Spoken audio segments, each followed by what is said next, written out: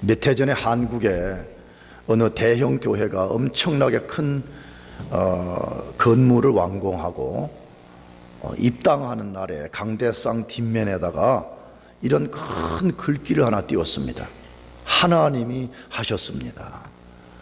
다시 말하면 그 큰 예배당 건축을 하나님이 하셨다는 거죠. 그래서 하나님이 하셨습니다라는 글귀를 띄웠습니다.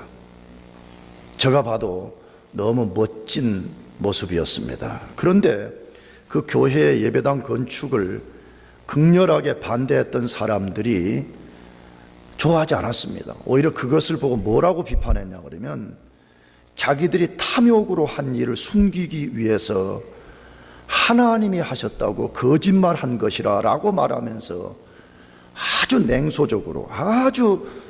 냉소적으로 비판하는 것을 제가 읽어봤습니다. 저는 그것을 보면서 저 개인적으로 그 교회가 엄청나게 큰 예배당을 지은 것을 하나님이 하신 것인지 아니면 그들의 비판처럼 인간의 탐욕이 만들어낸 것인지 잘 모르겠습니다. 정말 잘 모르겠습니다. 저는 그래서 무슨 중도에서 몸을 사리려고 그러는 것이 아니고 저는 비판하는 것이 매우 두렵습니다. 매우 조심스럽습니다. 왜냐 그러면 그 하나님이 한 것인지 인간의 탐욕이 한 것인지 정확하게 모르기 때문에 함부로 비판할 수가 없어서 그렇습니다. 그러나 인간의 삶에는 우리가 꼭 알고 있어야 될 한 가지 분명한 사실이 있습니다. 그것이 무엇일까요? 우리 삶에는 하나님을 빼고는 설명되어질 수 없는 일들이 있다는 것을 알아야 됩니다. 하나님이 아니고는 절대로 설명되어질 수 없는 인간의 이야기가 있다는 것입니다.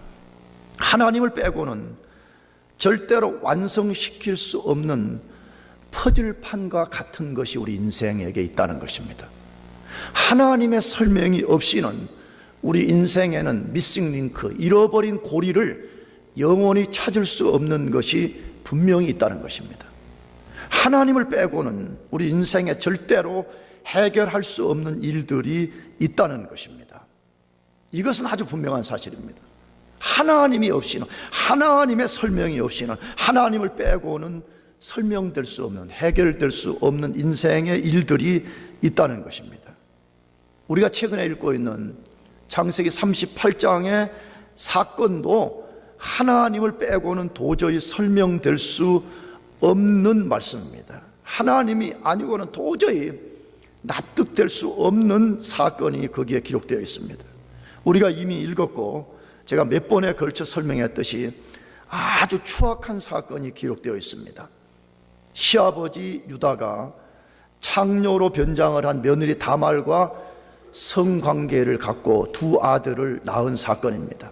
지난주에도 잠깐 말씀을 드렸지만 이런 내용을 기록한 성경이 과연 하나님의 말씀이 맞는가 하는 의구심을 갖게 할 정도로 아주 부도덕한 사건이 아닐 수 없습니다. 그래서 성경을 깊이 이해하지 못하는 비판자들은 이런 구절을 가지고 이건 하나님 말씀이 아니라고 아주 정면으로 대적하는 것입니다.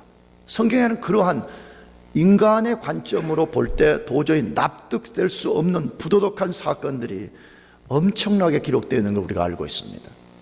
그렇다면 이 사건을 기록한 목적은 무엇일까요? 왜 하나님은 이런 부도덕한 사건을 성경에 기록했냐는 것입니다.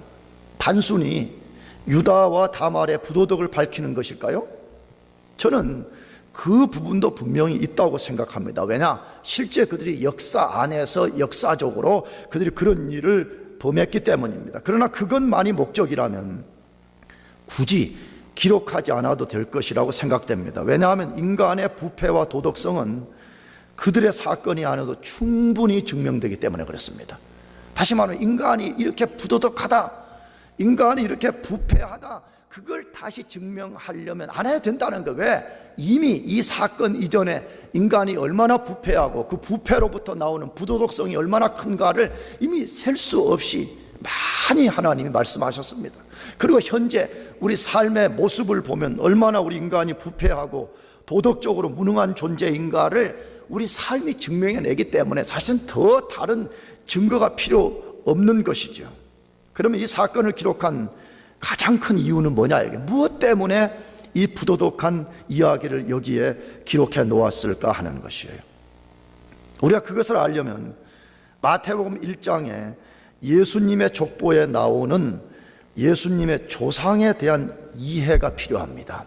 이 창세기 38장의 이야기의 핵심 이야기, 다시 말하면 신학적 이유가 뭐냐 하는 것을 알려면 우리는 마태복음 1장 예수님의 족보의 큰 빛에 의해서 38장을 읽어야만 가능한 것입니다.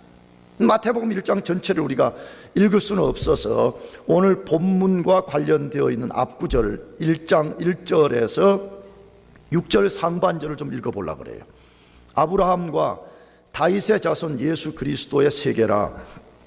아브라함이 이삭을 낳고 이삭은 야곱을 낳고 야곱은 유다와 그의 형제를 낳고 유다는 다말에게서 베레스와 세라를 낳고 베레스는 헤스론을 낳고 헤스론은 람을 낳고 람은 아미나답을 낳고 아미나답은 나손을 낳고 나손은 살몬을 낳고 살몬은 라합에게서 보아스를 낳고 보아스는 룻에게서 오벳을 낳고 오벳은 이새를 낳고 이새는 다윗 왕을 낳으니라.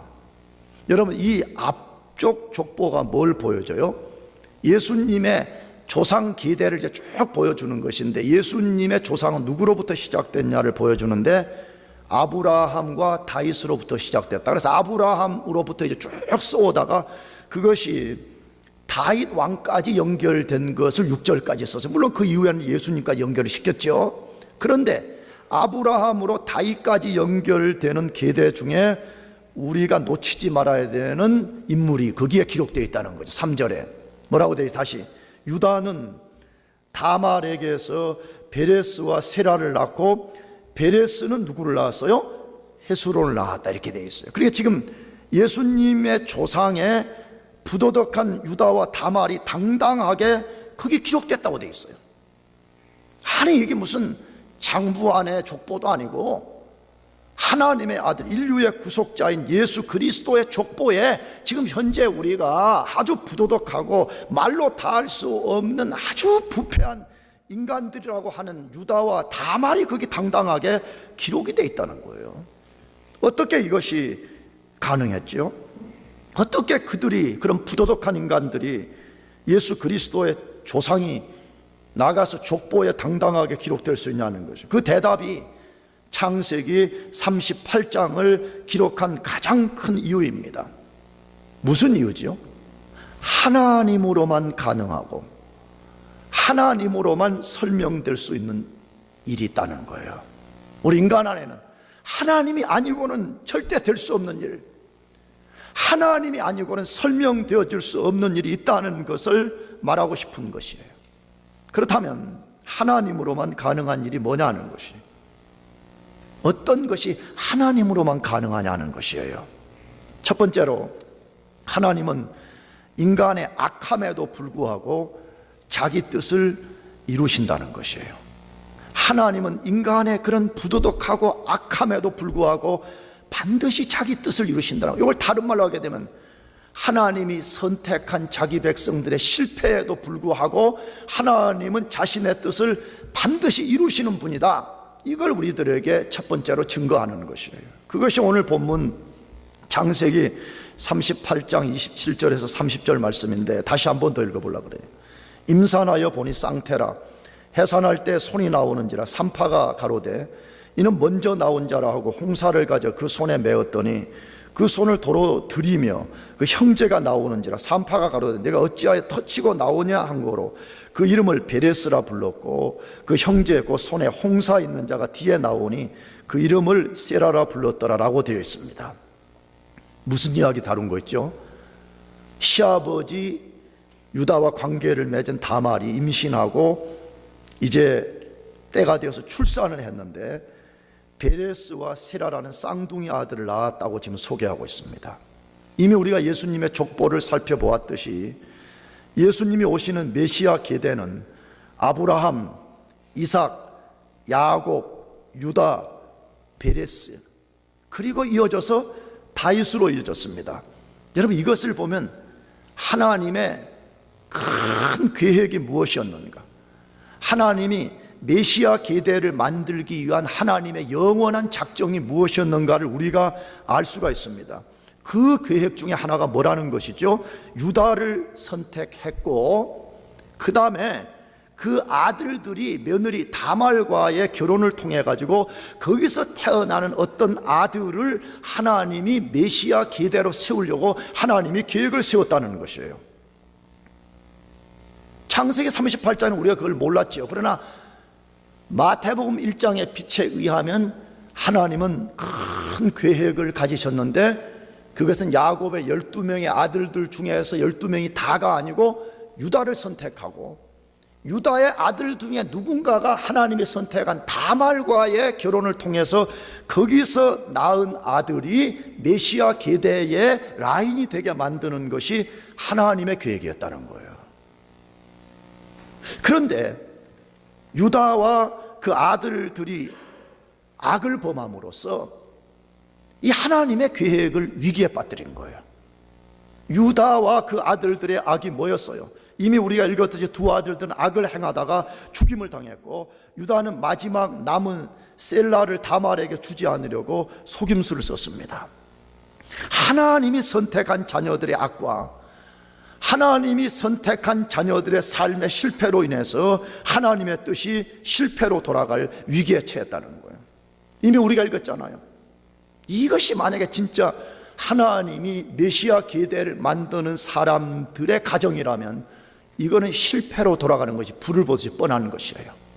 어떻게 그런 부도덕한 일을 저지르고 어떻게 그런 악을 범하는 그런 자녀들을 통해서 그 일을 할 수가 있었겠습니까? 하나님의 계획이 위기에 봉착되어 있었던 것입니다. 그런데 하나님은 유다와 다말의 악을 사용하여서 유다와 다말로 이어지는 메시아 조상을 만들었던 것입니다.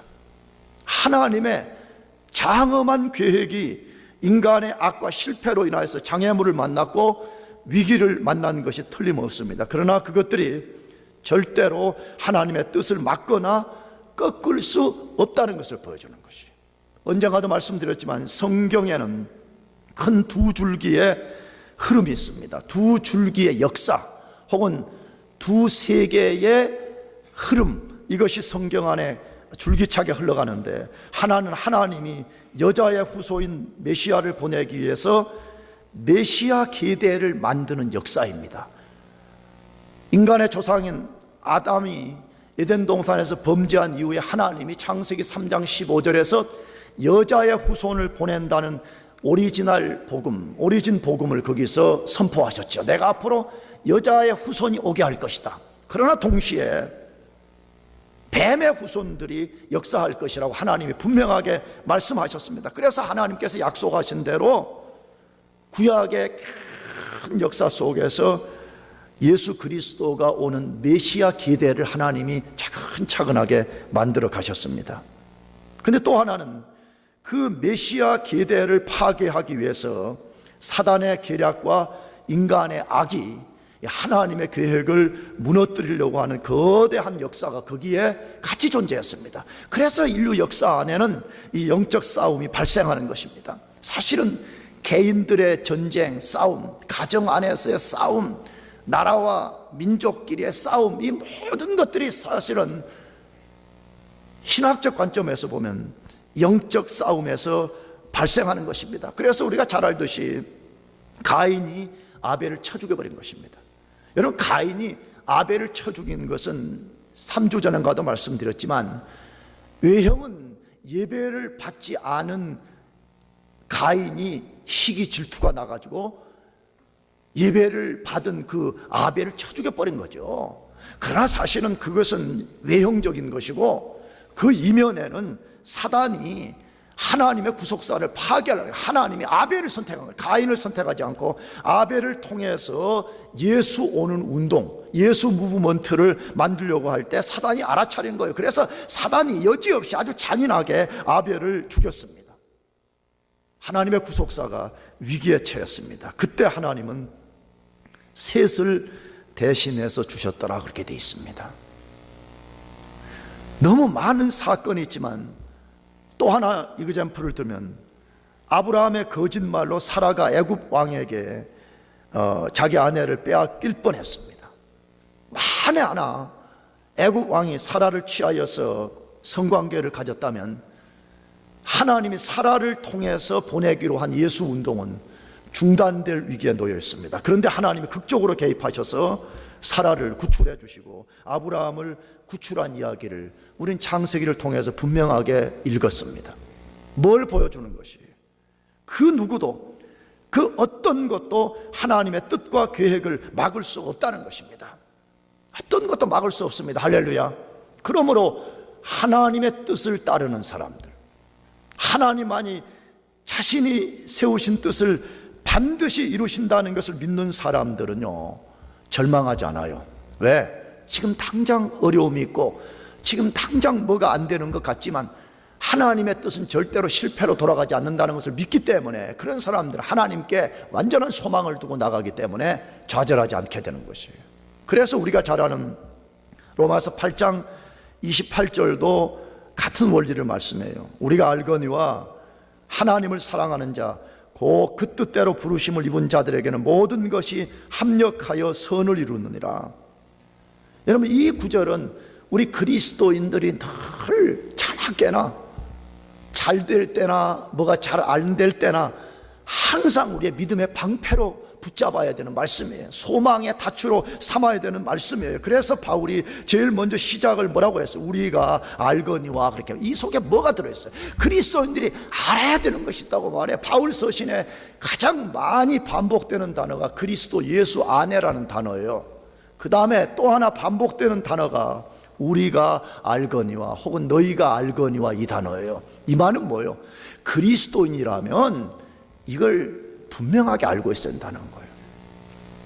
내가 자주 말씀드려요. 그리스도인은 썬데이에 교회만 나오는 사람이 그리스도인 아니에요. 물론 교회에 나오는 것도 매우 중요해요. 그러나 그리스도인의 진짜 본질은 그리스도인이 알고 있어야 닥트린, 그리스도인이 믿어야 되는 교훈, 교리가 무엇인지를 확 알고 그걸 붙잡는 사람이에요. 여러분, 오늘날 얼마나 많은 거짓을 쫓는 그리스도인들이 많은지 우리가 너무 보잖아요. 그 중에 하나가 뭔지 알아요? 특히 미국에서 지금 많이 유행하는 이야기죠. 예수님을 믿지만 나는 절대 진리를 믿지 않습니다. 여러분, 이것만큼 모순이 어디에 있어요? 예수님을 믿는다는 말은 예수님이 하나님이시오, 그 하나님의 말씀이 절대 진리라는 말이잖아요. 동의하시죠? 아멘이에요? 그런데 만일에 나는 예수님이 하나님의 아들이신 것을 믿습니다라고 말하는데 나는 그러나 절대 진리라는 걸 믿지 않습니다. 그 사람은 자기 스스로 나는 모순을 말하는 사람이다, 그 말이죠. 그러면 절대 진리라는 게 뭐예요? 그게 바로 우리가 알아야 되는 거죠. 우리가 알거니와 하는 거죠. 무엇을 알아요? 다시 하나님을 사랑하는 자, 그 뜻대로 부르심을 입은 자들에게는 모든 것이 합력하여 선을 이룬다. 모든 것이 합력하여 선을 이룬다. 이 말은 모든 것이 하나님이 의도한 대로 된다, 그 말이에요. 여기 선이라는 말은 흑백 논리에 죄와 악에 대한 선이라는 말이 아니에요. 이 선은요, 하나님이 의도한 대로 된다, 그 말이에요. 하나님이 의도한 대로 반드시 그것이 이루어지는데 모든 것이 합력한다는 거예요. 그러면 이 모든 것 속에는 뭐가 들어있어요? 심지어 인간의 악까지도.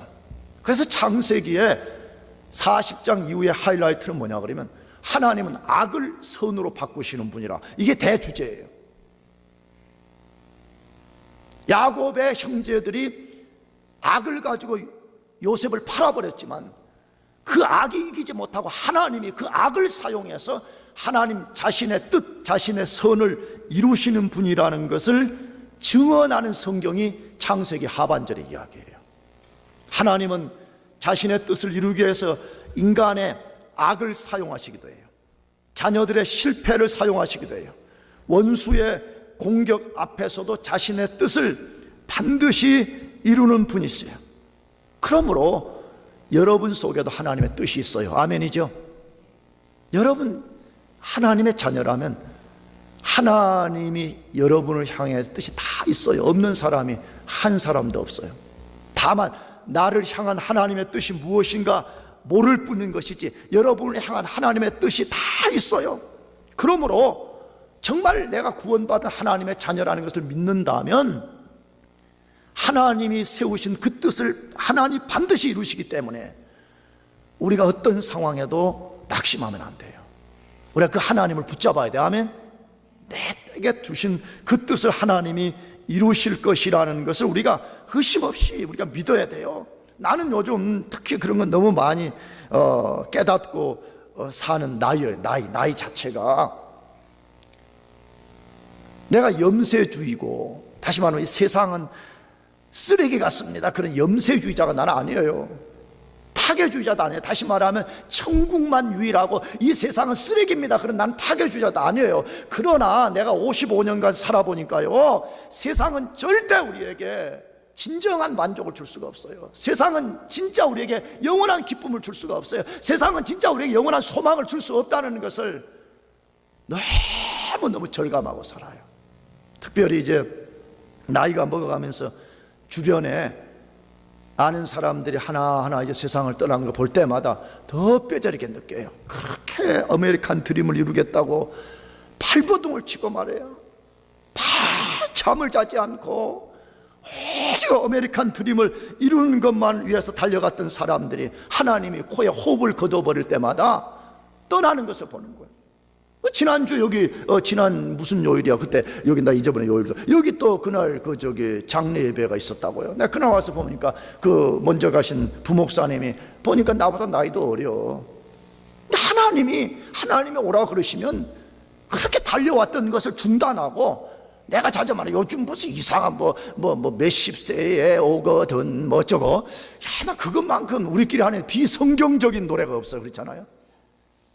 무슨 100세에 오라 그러면 뭐 한다더라? 못 간다고 전해라? 누구한테? 아니 그래 하나님은 그래 고사하러 가도 염라대왕한테? 염라대왕이 그러면 못 간다고 전해라 그러면 염라대왕이 가만히 있나?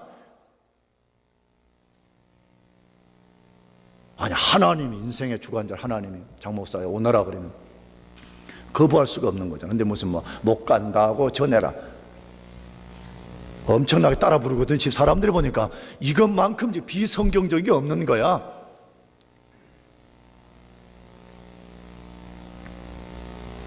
주변에 되어지는 일들을 보면요, 세상은 우리가 절대 의지할 것이 못 된다는 것을 세상 자체가 보여주고 있어요. 그래서 내가 좋아하는 어떤 신학자는 세상을 뭐에다가 비유했냐 그러면 아이스크림 제일 끝부분에 이렇게 아이들에게 맛있게 하려고 이렇게 사탕가루 뿌려놓은 거 같다 그랬어요. 처음 보면 아이들이 막 환호를 와 맛있겠다고. 근데 혀 몇 번 날름날름 하면 싹 없어져 버리잖아요. 우리가 얼마나 유약한 존재인가. 여기 유약하다는 말은 유한하고 약한 존재인가 하는 거예요. 그러므로 우리가 붙잡아야 될 것은 하나님의 뜻이에요. 아멘.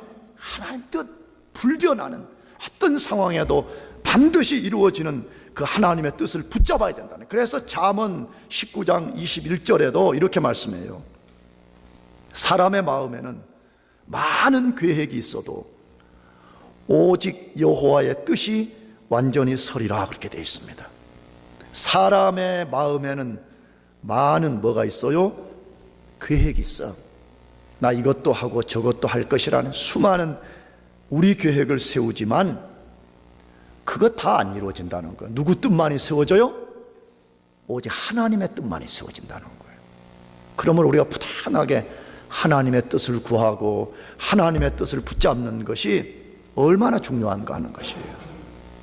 하나 더, 다니엘서 4장 35절에도 하나님이 얼마나 큰 주권과 강력한 뜻을 갖고 계신가를 소개하는데, 땅의 모든 거민을 없는 것 같이 여기시며 하늘의 군사에게든지 땅의 거민에게든지 그는 자기 뜻대로 행하시나니. 누구 뜻대로요?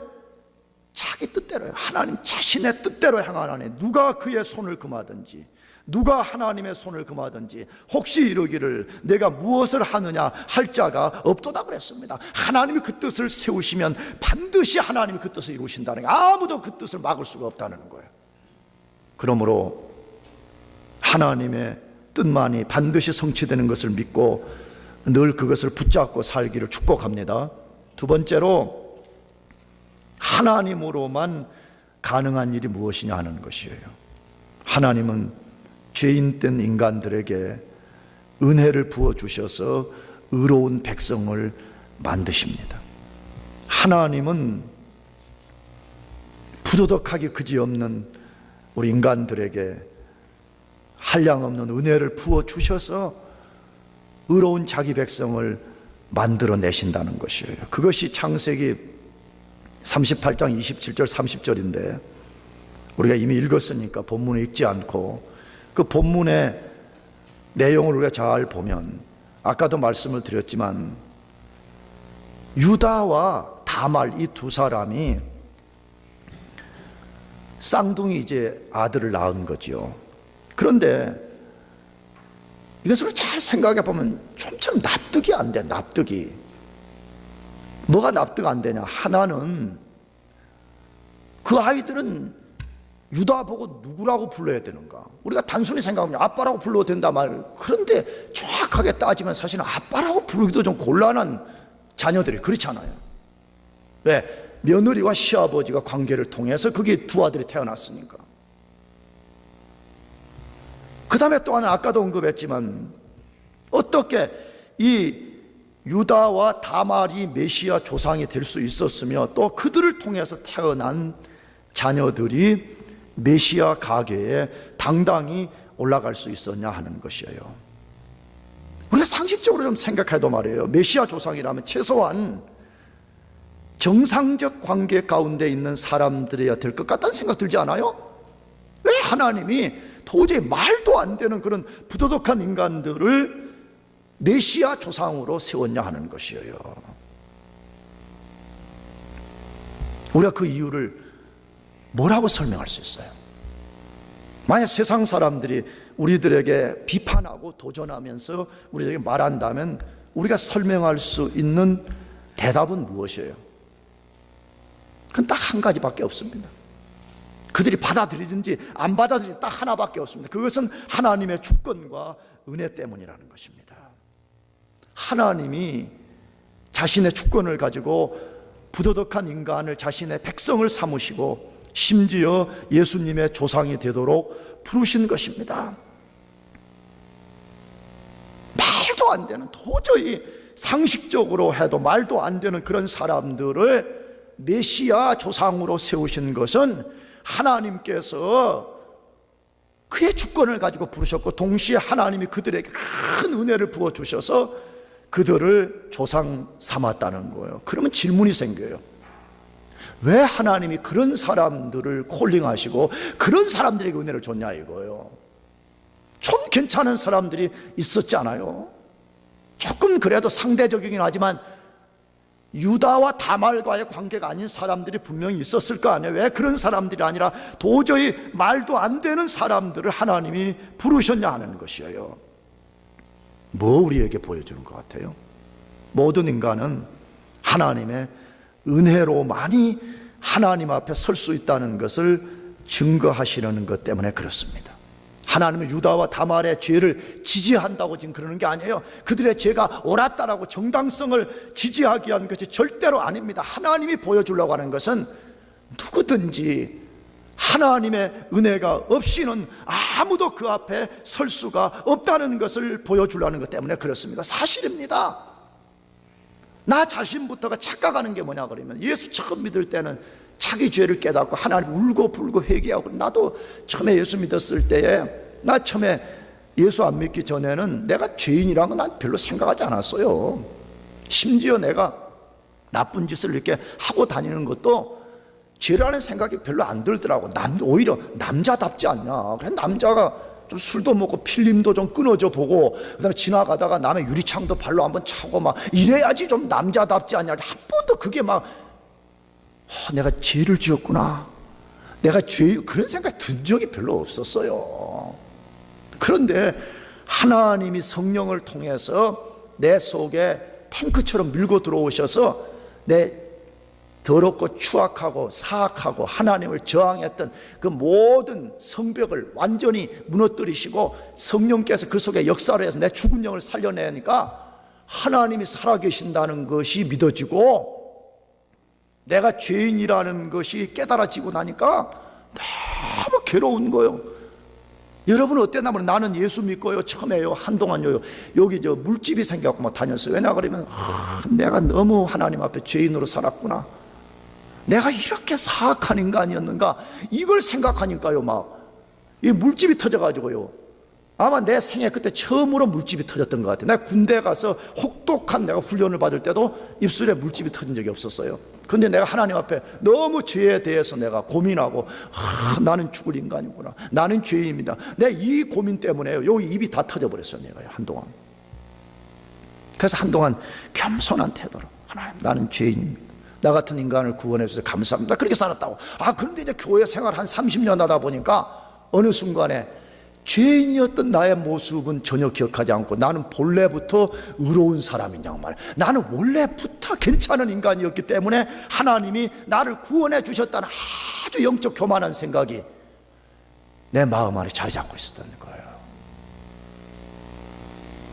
그래서 사람들을 쉽게 정죄하고 비판하고 자기는 본래부터 의로운 사람인 양, 그런 모습이 내가 있었어요. 근데 하나님이 유다와 다말 사건 통해서 증언하는 것이에요. 인간끼리는 상대적인 거지, 조금 낫고 조금 못할 뿐인 것이지, 하나님이 은혜를 부어주시고 하나님이 그의 주권으로 콜링해 주지 않으시면 아무도 하나님 앞에 설 수가 없는 인간들이라는 걸 증거하는 것이에요. 그래서 하나님께서 상대적으로 괜찮은 사람들을 콜링하지 않고 도저히 말도 안 되는 인간들을 하나님이 콜링하셔서 예수님의 족보 위에 딱 세워놓는 거예요. 은혜 없이는 안 된다는 거예요. 할렐루야. 하나님의 은혜 없이는 아무도 하나님 앞에 단 한 발자국도 나갈 수 없다는 거예요. 그것을 강력하게 보여주는 것이 마태복음 1장 안에 올라가 있는 4명의 여자들이에요. 4명의 여자들. 원래 유대사회에서는 여자들은 숫자여도 이렇게 카운트에도 안 들어가요. 그런데 유대의 컬처를 깨뜨리고 예수님의 족보를 기록하는 마태복음 1장에 4명의 여자들이 거기에 올라가 있어요. 근데 그 4명의 여자들이 누구예요? 첫째 다말, 두 번째 라합, 세 번째 룻, 네 번째 바세바. 물론 그 마태복음에 바세바라고 되어 있지 않고 우리아의 아내라 이렇게 되어 있어요. 바세바죠. 여러분, 이 4명의 여인들의 공통점이 뭐예요? 다말, 지금 우리가 다루는 다말 누구예요? 유다와 부정한 관계를 맺었을 뿐만 아니라 가나안 여자라는 거예요. 도저히 말도 안 되는 자기 시아버지를 유혹해가지고 성관계를 가졌던, 그것도 하나님이 저주하는 가나안 여자였다는 것이. 라합은 누구예요? 여호수아서를 읽어보게 되면 이스라엘의 정탐꾼을 숨겨줬던 여자인데 그는 기생이었다 그래 돼 있어요. 신학자들은 술만 파는 여잔지 몸까지 파는 여잔지 희부려 갖고 막 논쟁하고 하거든요. 뻔한 거죠.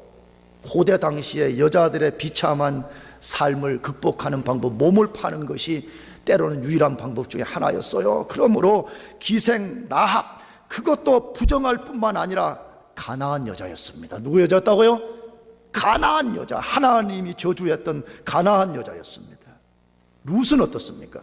룻기서의 주인공인 룻은 부정하진 않았지만 남편을 잃은 아주 비참한 모압 여자였습니다.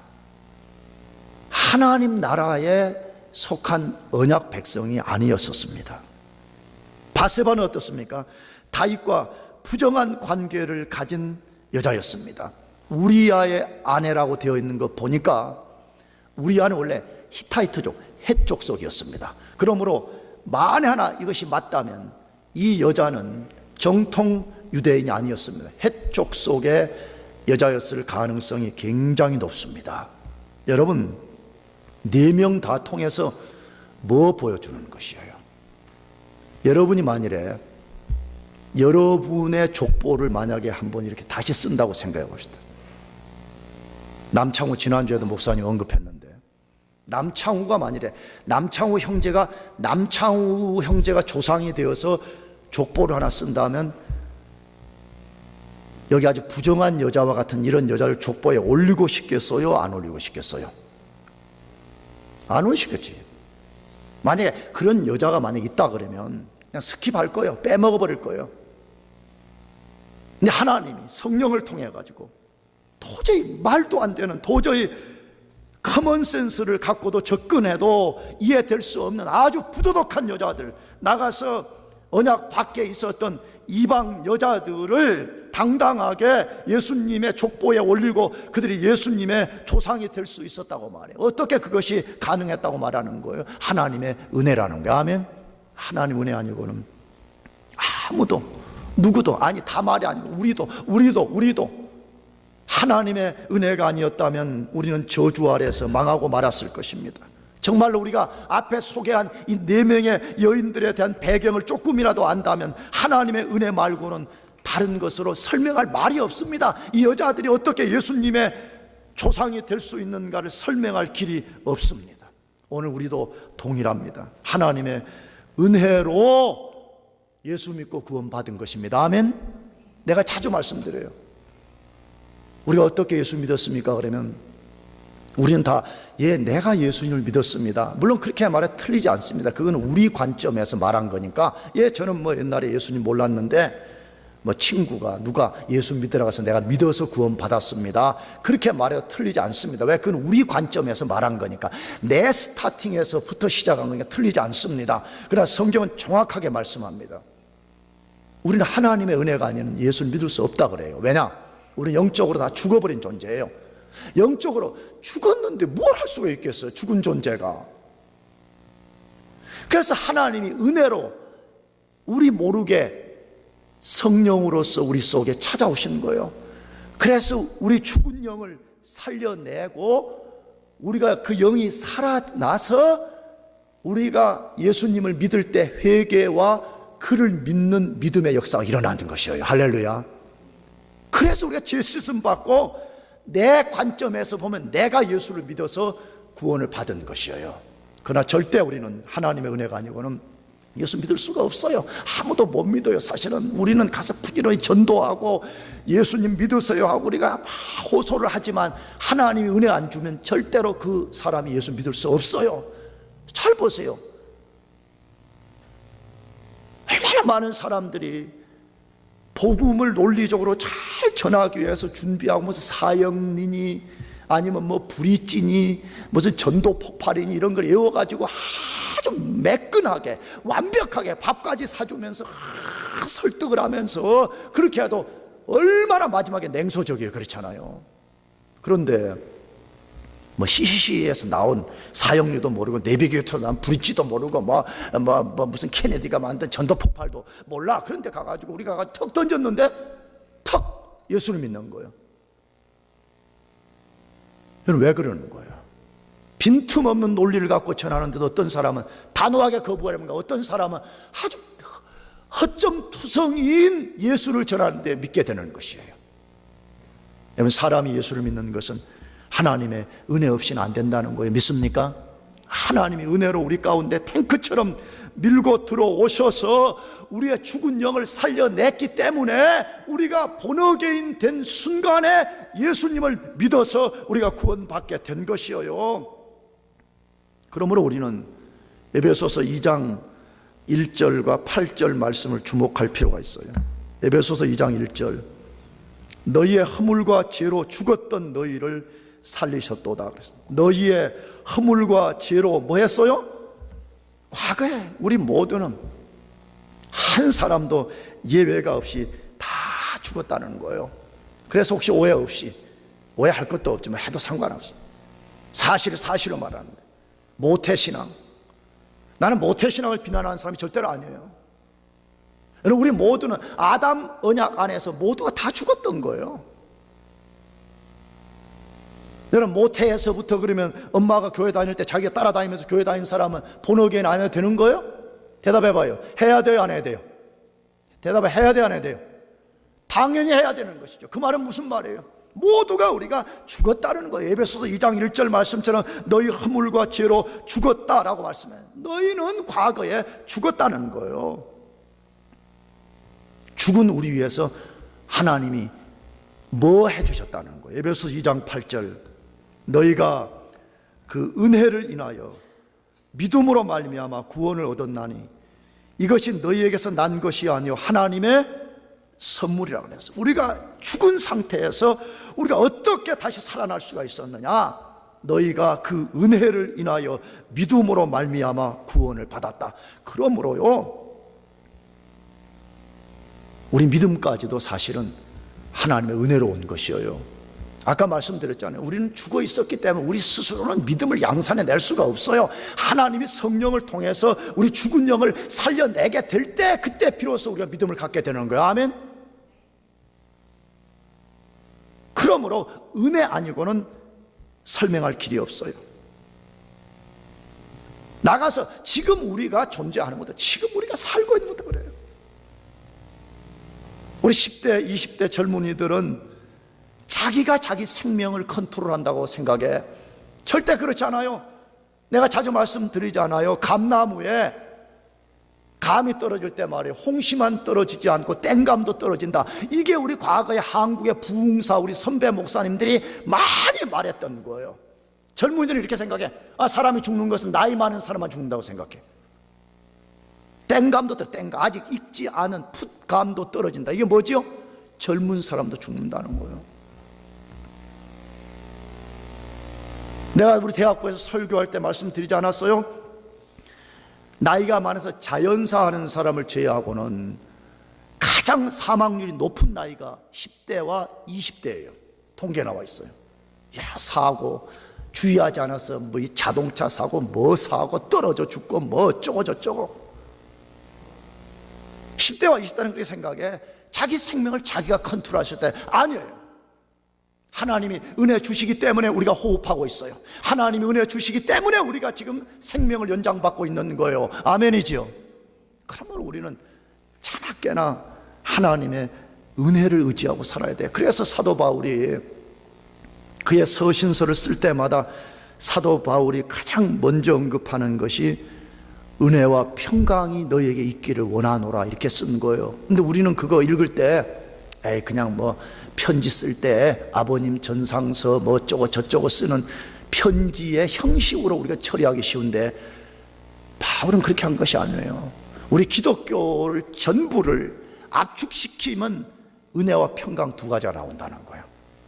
하나님의 은혜 없이는 우리는 존재할 수가 없고, 하나님의 은혜 없이는 하나님과의 샬롬, 평강을 누릴 수 없다고 말하는 것이에요. 그러므로 저와 여러분이 하나님의 은혜만 의지하고 살기를 바랍니다. 끊임없이 그 은혜를 사모해요. 하나님, 이 은혜를 나에게 부어주십시오. 내가 하나님의 은혜를 의지하고 사는 존재가 되게 해달라고 우리가 끊임없이 은혜를 사모하는 사람으로 살아야 돼요. 마지막 세 번째로, 하나님만이 하실 수 있는 일이 무엇이에요? 하나님은 인간의 방식과 다른 방식으로 자기 뜻을 이루신다는 것이에요. 다시 말하면 하나님은 우리 인간의 생각을 초월해서 역사하시는 분이시라는 것이에요. 동일하게 오늘 본문 38장 27절에서 30절 말씀인데 뛰어넘겠습니다. 그런데 이 말씀을 우리가 보면 구약 성경 안에서 반복되는 주제를 다시 만나게 됩니다. 구약 성경이 계속 반복해서 들려줬던 메시지를 우리가 다시 만나게 돼요. 그 내용이 뭐지요? 쌍둥이 출산이에요. 쌍둥이를 임신하고 출산한 것. 성경 안에는 굉장히 많았죠. 쌍둥이, 이미 구약 창세기 안에서만 해도. 그런데 그 중에 작은 자가 큰 자가 된다는 거예요. 쌍둥이 출산과 더불어서 작은 자를 큰 자로 만드시는 하나님의 역사라는 거예요.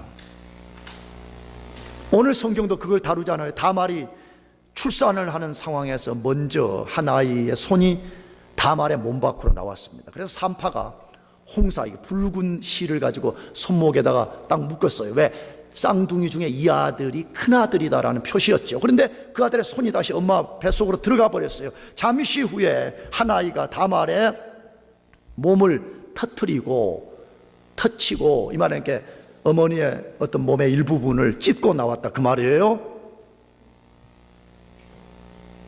그 아들의 이름이 뭐지요?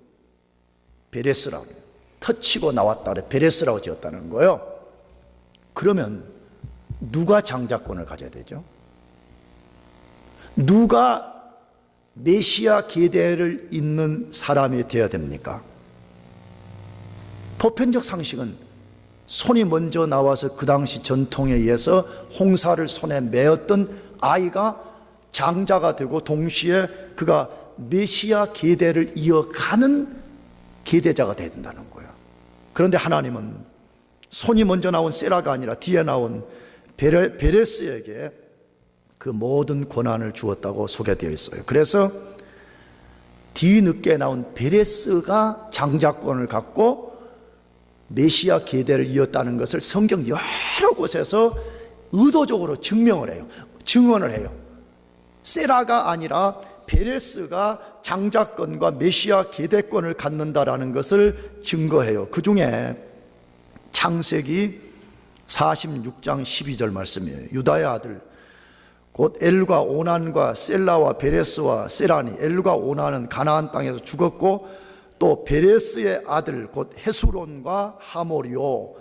유다의 아들이 누군지를 쭉 설명하다가 유다의 그 메시아 계대를 누가 이었냐 할 때 베레스의 아들 베레스가 있고 베레스의 아들 헤스론으로 이어졌다라고 했어요. 이 이야기를 마태복음 1장 3절 예수님 족보에서 똑같이 썼어요. 유다는 다말에게서 베레스와 세라를 낳고 베레스는 누구를 낳았어요? 헤스론을 낳았다. 예수님 메시아 계대가 누구를 통해서 이어지는가 하는 것을 지금 보여주고 있는 거죠. 그럼 다시 또 질문이 생겨요. 왜 하나님은 반복해서 구속사의 핵심 수종자들을 장자가 아니라 차자, 둘째 아들들을 사용하셨을까 하는 것이에요.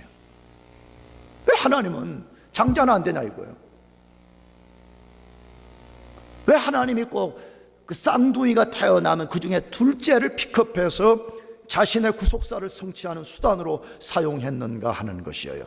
그것은 하나님이 일하시는 방식이 우리의 방식과 다르다는 것을 말씀하는 것이에요. 그럼 어떤 면에서 다른가 하는 것이에요. 이건 조금 신학적으로 어려운 이야기긴 한데, 첫 번째 것, 다시 말하면 우리 인간의 옛 본성 그대로는 천국에 들어갈 수 없다는 것을 그걸 통해서 반복해서 가르치는 거예요. 첫 것으로는 안 된다는 거예요. 태어난 첫 번째 그 상태로는 인간은 망한다는 거예요. 반드시 첫 번째가 아니라 두 번째 모습으로 바뀌어져야 된다는 거예요. 여러분, 구약에는 쌍둥이 아들들을 통해서 그것을 보이신 것이고, 이것의 완성이 신약에 가면 너무 많이 말씀하죠. 그 중에 대표적인 예수님 요한복음 3장에 와가지고 니고데모가 찾아와가지고 예수님에게 뭐라고 어쩌고 저쩌고 물어보니까 예수님이 답변도 안 해. 거기에 대해서. 왜냐, 별로 가치 없는 이야기를 물어보고 동시에 가장 본질에 대해서 니고데모가 모르고 있으니까 니고데모는 와서 당신은 뭐 하나님께로 온 선생입니다 어쩌고 말하면, 나 같으면 그랬을 것 같아요. 모두가 예수를 반대하는 때에 와가지고 누군가가 장 목사님 당신은 진짜 참 목사예요, 너무 멋져요. 그러면 좋다고, 우리 오늘 저녁에 밥 한 그릇 할까요? 나는 이랬을 것 같아. 근데 예수님은 전혀 그렇게 하지 않고 뜬금없이 거듭나라고 말해요. 예수님이 논리가 없는 분이에요? 그런 거 아니잖아요. 예수님 그렇게 뚫어본 거죠. 니고데모는 종교 지도자지만 굉장히 종교적으로는 무엇을 많이 알고 있지만 그는 가장 중요한 본질은 그의 영이 옛사람 그대로 있다는 거예요.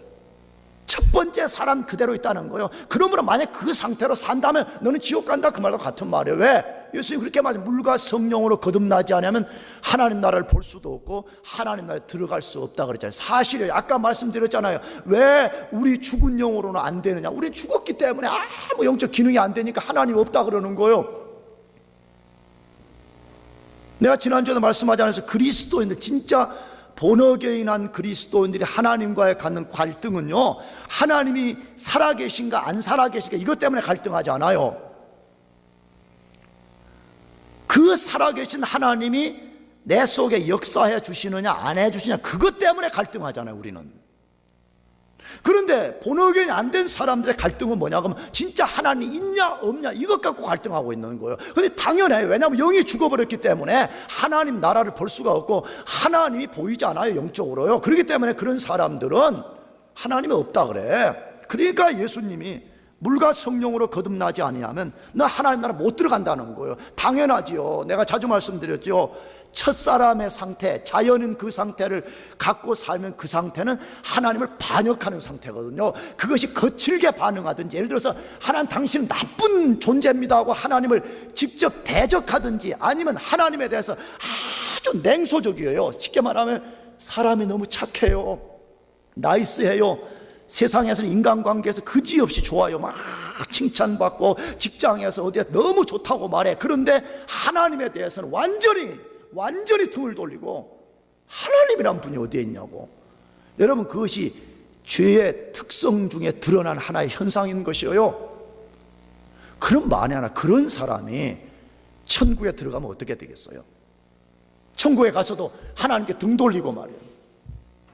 하나님이 야, 우리 아침에 우리 같이 브런치 먹으면서 좀 이야기 좀 해보자 그러는데, 하나님이 야, 우리 이것 좀 해보면 어떻겠냐고 하는데, 말도 안 된다고. 여러분, 그럼 천국이 어떻게 되겠어요? 그러니까 그런 하나님을 반역했던 첫사람 아담의 성품을 갖고는 인간은 천국에 못 들어가는 것이에요. 그 상태로는 저주를 받은 상태에서 영원한 멸망에 떨어질 수밖에 없기 때문에 하나님이 구약에서부터 줄기차게 이것을 웅변적으로 설명하는 거예요. 첫 번째 상태로 안 된다는 거예요.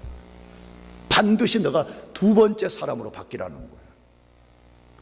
그 다음에 두 번째, 왜 하나님의 일하시는 방식이 그런가 하는 것이에요. 작은 자를 들어서 사용하심으로 인간의 교만과 자랑을 꺾으시려는 것 때문에 그렇습니다. 작은 자를 들어서 큰 자들을 부끄럽게 함으로써 큰 자라고 교만하고 자랑하는 것을 꺾으려는 하나님의 의도 때문에 그렇습니다. 여러분, 아담 정신이 뭐죠? 첫사람 아담 정신이 뭐예요? 교만과 자랑이잖아요. 피조물이에요, 아담이. 근데 사단이 와서 속인 거죠. 너도 창조주가 될 수, 하나님 될 수 있다는 거예요. 그러니까 속아가지고, 그렇지, 하나님만 하나님 노릇, 나도 하나님 될 수 있다는 거예요. 거기서 교만과 자랑 때문에 하나님이 그만 선악과에 손을 댄 거 아니에요? 여러분, 이것이 죄의 특성이에요. 이것이 아담이 가졌던 죄의 첫 번째 특성이에요. 그런데 우리 인간 속에, 우리 인간이 끊임없이 이것에 시달리는 거예요. 내가 하나님 되어서 나를 내가 컨트롤해보고 싶은 거예요. 내가 이 교회를 내가 컨트롤해보고 싶은 거예요. 내가 모든 것을 내 마음대로 해보려는 거예요. 여러분, 그게 교만과 자랑인 것이에요. 그래서 위대한 성경 고린도 전서가 그래서 쓰여진 거예요. 내가 새벽기도 때 말씀드렸지만 고린도 전서의 주제는 교만과 자랑이에요. 다시 말하면 교만하지 말고 자랑하지 말라는 거예요. 왜 고린도 교회가 혼란 가운데 떨어져 버렸느냐? 조그만 은사 좀 받은 거죠. 무슨 방언한다, 뭐 어쩐다, 그거 받고 나가지고 막 교만하고 자랑. 나는 굉장히 영적으로 신령한 상태에 도달되었다고 생각해서 그렇지 못한 사람들을 무시하고 자기를 자랑하고 자기를 극대화시키게 될 때 교회 유니티가 깨져버린 거예요. 그래서 바울이 통탄에 맞지 않으면서 너희들은 지금 신령한 자들이 아니라는 거예요. 너희는 육에 속한 자들이라는 거예요. 지금 한국교회가 내가 볼 때 이것 때문에 너무 한국교회가 혼란스러워. 전체가 그런 건 아니지만 물론 한국교회가 오늘 한국교회 많은 사람들이 방언한다 뭐한다, 그걸 자기가 신령한 영적 어느 레벨에 도달했다고 착각하는 거예요. 그러나 고린도 전서를 읽어보면 아니라고 분명하게 말해. 너희들이 방언을 말하고 방언 통역을 말할지라도 너희들이 교만 속에서 자랑하고 이렇게 한다면 너희는 육에 속한 사람들이라 이렇게 말했어요. 분명하게 영적 배입이라는 거지. 그래서 사도 바울이 고린도 전서 1장 26절에서 29절까지 단호하게 말씀했어요. 형제들아, 너희를 부르심을 보라. 육체를 따라 지혜 있는 자가 많지 아니하며 능한 자가 많지 아니하며 문벌 좋은 자가 많지 아니하도다. 그러나 하나님께서 세상에 미련한 것들을 택하사 지혜 있는 자들을 부끄럽게 하려 하시고 세상에 약한 것들을 택하사 강한 것들을 부끄럽게 하려 하시며 하나님께서 세상에 천한 것들과 멸시받는 것들과 없는 것들을 택하사 있는 것들을 폐하려 하시나니 이는 아무 육체라도 하나님 앞에서 자랑하지 못하게 하려 하심이라. 왜 하나님께서 작은 자들을 들었으냐 이거요. 아니 우리 같으면 장자를 콜링하고 돈 많은 사람을 콜링하고 굉장히 많이 배운 사람을 콜링해가지고 하나님이 좀 뽀단하게 말이야 딱 세워서 봐라 우리 교회에 이렇게 지혜로운 사람들이 많고 이렇게 돈 많은 사람들이 많고 이렇게 세상의 권력을 많이 가진 사람들이 있지 않냐고 이렇게 할 수도 있잖아요. 근데 왜 하나님이 그렇게 하시지 않았다 그랬어요? 이는 아무 육체라도 아무 인간이라도 하나님 앞에서 뭐 하지 못하게 하려고요? 자랑하지 못하게 하려고. 자랑은 타락한 아담의 옛본성을 따르는 것이라는 거예요. 그래서 바울이 고린도전서 후반에 가면 만일에 너희가 자랑하려면 우리 성경에 이렇게 돼 있죠. 주 안에서 자랑하라 되어 있어요. 그러나 헬라어 원래 말을 번역하면 주를 자랑하라는 거예요. 너가 지금 숨 쉬고 있냐? 너가 지금 생명을 유지하고 살아가고 있냐?